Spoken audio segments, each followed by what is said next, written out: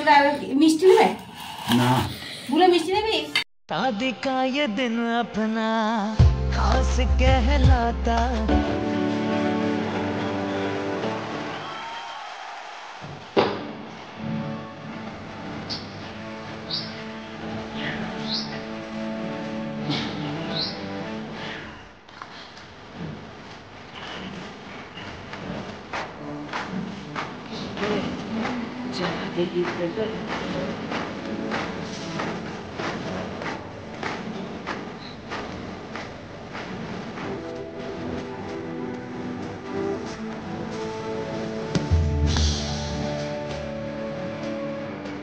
শুভ সকাল আমার প্রিয় বন্ধুরা, কেমন আছো? আশা করি যে যেখান থেকে আমার ভিডিও দেখছো অনেক ভালো আছো, সুস্থ আছো।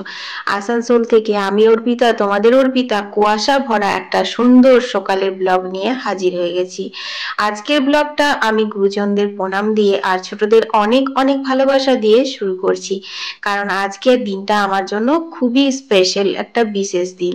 তো তোমাদের সম্পূর্ণ ভিডিওটা দেখার অনুরোধ রইল, আশা করি তোমাদের ভালো লাগবে। টাইটেল আর থাম্বনেল দেখে তো তোমরা বুঝে গেছো আজকের ব্লগটা কি।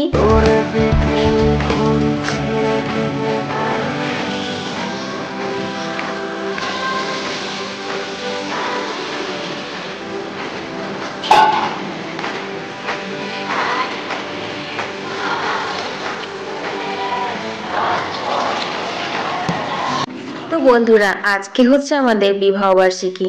তোমাদের প্রচুর কমেন্ট এসেছে, দিদি ভাই তোমার বিয়ের গল্পর ভিডিও এখনো কেন দাওনি, তোমার বিয়ের গল্প শুনতে চাই। অনেকজন কমেন্ট করেছে আমাদের লাভ ম্যারেজ না অ্যারেঞ্জ ম্যারেজ, আমাদের বিয়ে কখন হয়েছিল, কিভাবে দেখা হয়েছিল, আরো কত প্রশ্ন তোমাদের রয়েছে। আজকে বিবাহ বার্ষিকী আমার 14তম বিবাহ বার্ষিকী, আর আজকের ভিডিওতে আমি তোমাদের বলবো আমার বিয়ের গল্প, কিভাবে আমার বিয়ে হয়েছিল, আমার লাভ ম্যারেজ না আমার অ্যারেঞ্জ ম্যারেজ। তো দেখো, আজকে যেহেতু একটা স্পেশাল ডে, কিন্তু আজকে পড়েছে হচ্ছে বৃহস্পতিবার, 23শে জানুয়ারি। হ্যাঁ, নেতাজির বার্থডের দিনই হচ্ছে আমাদের বিবাহ বার্ষিকী, একদম স্মরণীয় একটা দিন। যাই হোক, তোমাদের সঙ্গে গল্প করতে করতে বিরিয়ানির ভাতটা বসিয়ে দিয়েছি, আলুটাও সেদ্ধ করে নিয়েছি বিরিয়ানিতে দেওয়ার জন্য, আর এখানে বেগুন আলু পোস্ত হবে, আর বাঁধাকপি কেটেছি, ভেজ মাঞ্চুরিয়ান হবে, আর হবে পনির মটরশুঁটি আলু দিয়ে সবজি।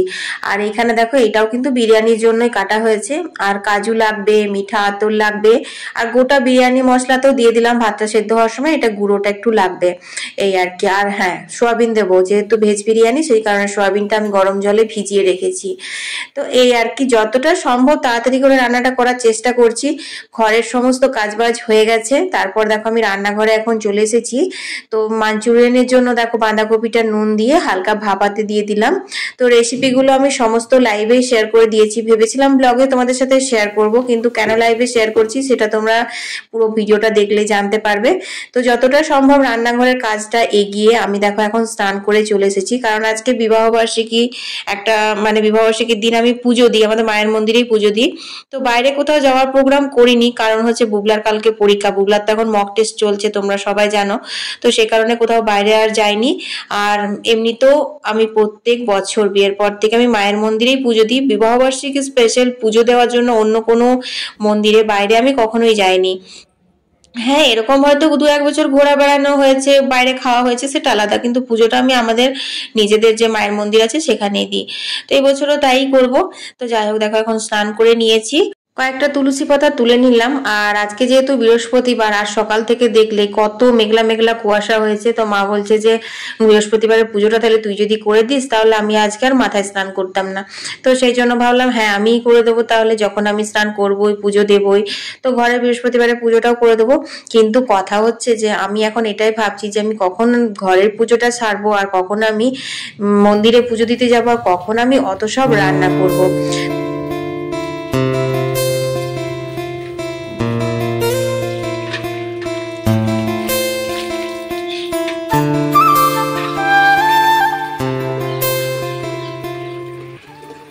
তো চলো বন্ধুরা, পুজোর জোগাড় করতে করতে আমি তোমাদের সাথে আমার বিয়ের গল্পটা শেয়ার করে দিই। আমার বিয়ের গল্প হচ্ছে সেই 2009 সালে, না বিয়ে ফাইনাল হয়েছিল আমার 2008-এ, কিন্তু বিয়ে হয়েছিল আমার 23শে জানুয়ারি 2009-এ।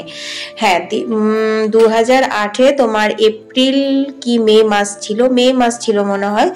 যাই হোক, যে আমাকে সম্বন্ধ মানে আমার দিয়েছিল সে আমার দিদি হয়।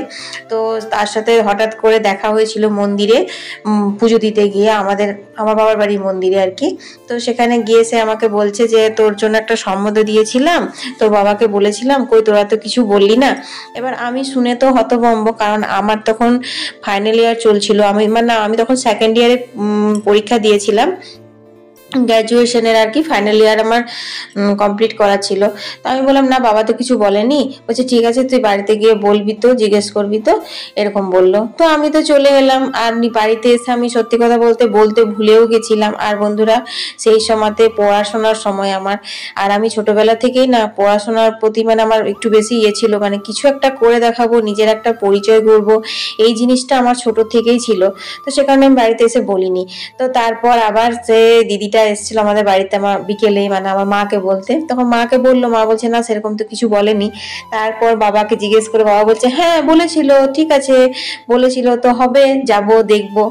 তো সেই নিয়ে তো বাড়িতে একটা বিশাল হাসাহাসিও হচ্ছিল। মা বলছে বাবাকে যে তুমি কখন দেখতে যাবে, সব কিছু চাষবাস গুটিয়ে পাটিয়ে নিজের সময় বের করে তারপর গামছাই করে দুটি নাড়ু মুড়ি বেঁধে মাথায় করে নিয়ে বেরোবে, আমার পাত্রী আছে, তোমাদের পাত্র আছে, এইভাবে এইসব বললো। তারপর যাই হোক, কথাবার্তা আমাদের মানে বলা হলো যে হ্যাঁ দেখাশোনা চালু করা যাক।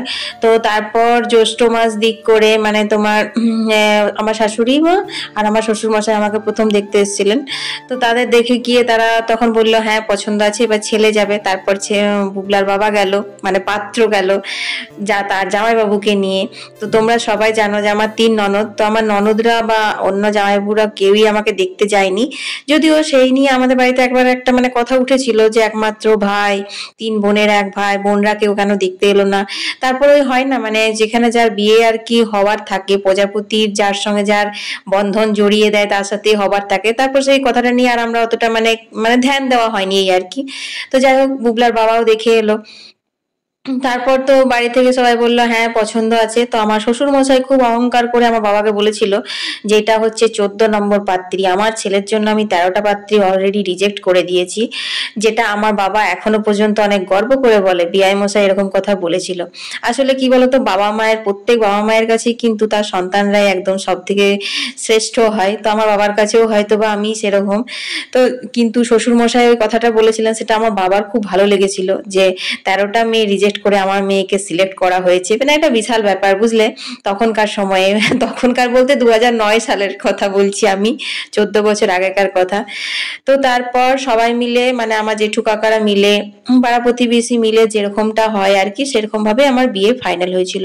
তো বিয়ে ফাইনাল হয়েছিল তোমার জ্যৈষ্ঠ মাসের শেষ দিক করে। তারপর আষাঢ় শ্রাবণ মাসেই বিয়ে দেওয়ার কথা বলেছিল আমার শ্বশুর মশাই। আমার ছোট ননদের নাকি আষাঢ় মাসে বিয়ে হয়েছিল। আমার বিয়ের আগে আর কি আমার শ্বশুর মশাই বলেছিল আমি ছোট মেয়ের বিয়ে দিয়েছি, কোনো অসুবিধা হবে না, এইসব বলেছিল। কিন্তু মা বলেছিল এত কষ্ট করে তোকে যখন পড়াশোনাটা করালামই, তখন গ্র্যাজুয়েশন কমপ্লিট না করে ওরকম ভাবে বিয়ে দিয়ে দেওয়াটা কি ঠিক হবে? মা বলেছিল না, পরীক্ষা দেওয়ার পরে, ফাইনাল পরীক্ষা হওয়ার পরে বিয়েটা হবে। যদিও আমার শ্বশুরমশাই বলেছিলেন না, পড়াশোনার কোনো ক্ষতি হবে না, বিয়ের পরেও পরীক্ষা দেওয়া হবে, কিন্তু ভগবান যা করে মঙ্গলের জন্যই করে। ঠিকই করেছিলাম যে অন্তত পক্ষে এটা আজকে বলতে পারি মানুষকে যে আমি গ্র্যাজুয়েট, যদিও কোনো সার্টিফিকেটের কোথাও কিচ্ছু কাজে লাগেনি। মানে এত যে গান শেখা বলো, নাচ শেখা, কম্পিউটার শেখা, তারপর তোমার খেলাধুলো, কোনো সার্টিফিকেট কিছু কাজে লাগলো না। কাজে আমার সেটাই এলো যেটা আমি কখনো করিনি। হ্যাঁ, রান্না করা, ঘরের কাজ করা, এগুলো কোনোদিনই করিনি বলতে করার সুযোগ পাইনি। তোমরা আমাকে যেরকম দেখছো আমার ব্লগে, তো আমার মা আরো কাজের, আমার থেকে আরো বেশি কাজের। তো মা নিজে একাই সব সামলে নিত। আর 20+ তো আমার বিয়েই হয়ে গেছিল। তো সেই সময়টা তো বুঝতেই পারছো, পড়াশোনা করার সময়, তার সাথে গান ছিল, নাচ ছিল, খেলাধুলো ছিল, তো ঘরের কাজ আর করার সময় কোথায় পেলাম, এই আর কি। তো যাই হোক, এই যে 8-9 মাসের আমাদের গ্যাপটা ছিল, তো তখন বুবলার বাবার সাথে আমার ফোনে কথা হতো। প্রথম তো ভাইকে ফোন করেছিল, তারপর ভাইয়ের সঙ্গে কথা হতে হতে আমার সাথে কথা হতে লাগলো। তো ফোন আমরা প্রচুর, মানে এই 8-9 মাস আমাদের প্রচুর ফোনে কথা হয়েছিল। আর আমাদের মানে আমরা খুব বন্ধুর মতো হয়ে গেছিলাম, অনেক ফ্র্যাঙ্ক হয়ে গেছিলাম। তো আলুগুলো ভাজছি, আর এখন দেখো এগুলো সমস্ত ভাজতে হবে।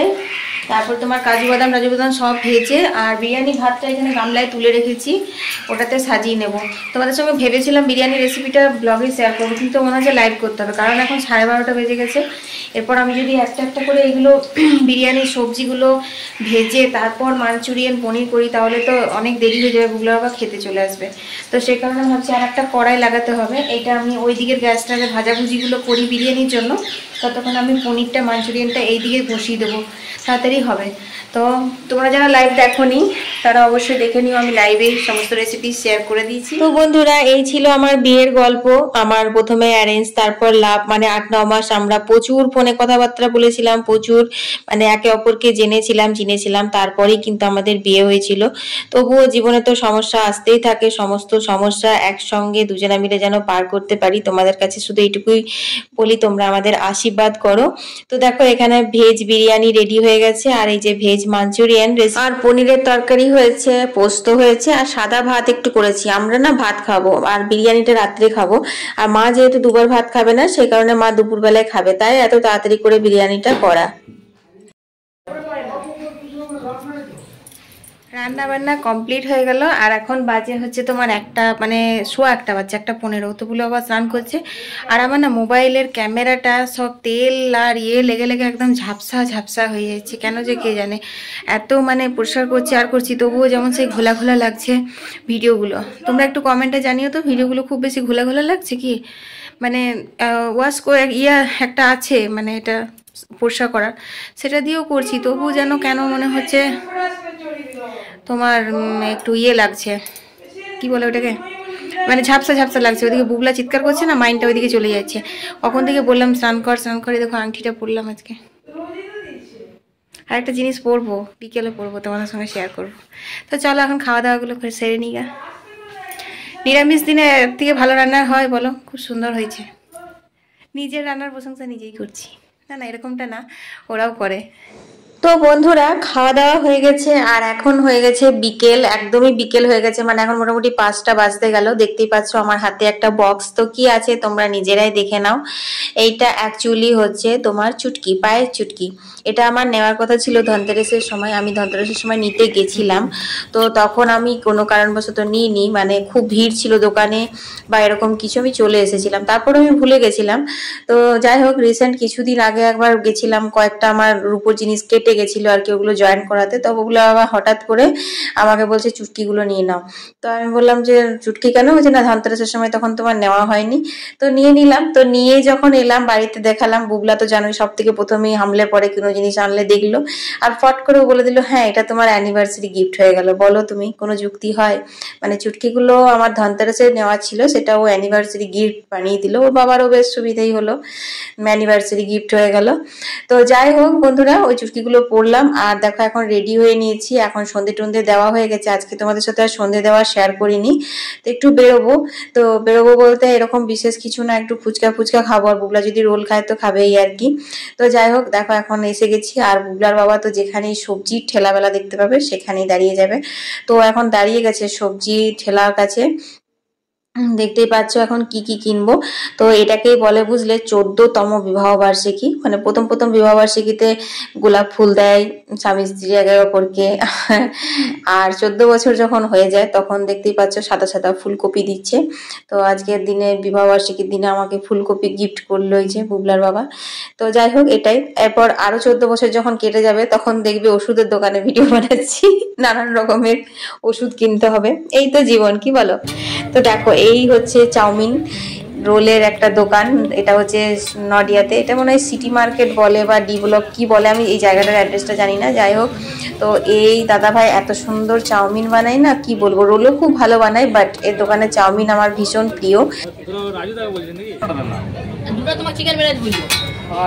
আরে বুঝছো না তুমি, কিসের জন্য এত যেন পপুলারিটি, ওই সবাই চিনে গেছে, আবার কি খালি হাত ফেমাস হওয়ার হলে এমনিও ফেমাস হয়ে যাবে, দেখা যাবে এমনি কি হয়, মাথা খারাপ পুরো ঝাল দাও।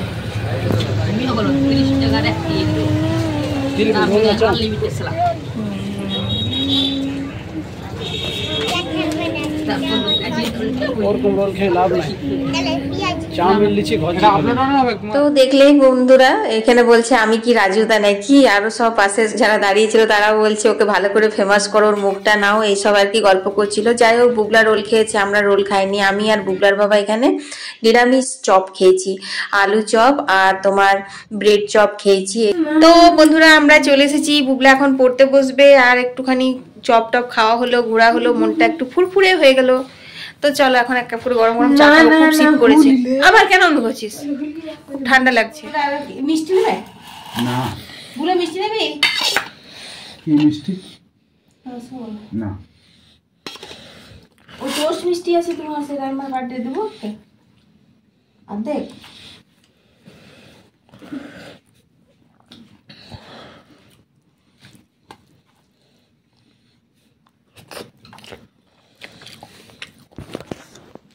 তো বন্ধুরা, আজকের আমাদের ডিনার, স্পেশাল ডিনার, এই যে দেখতেই পাচ্ছ।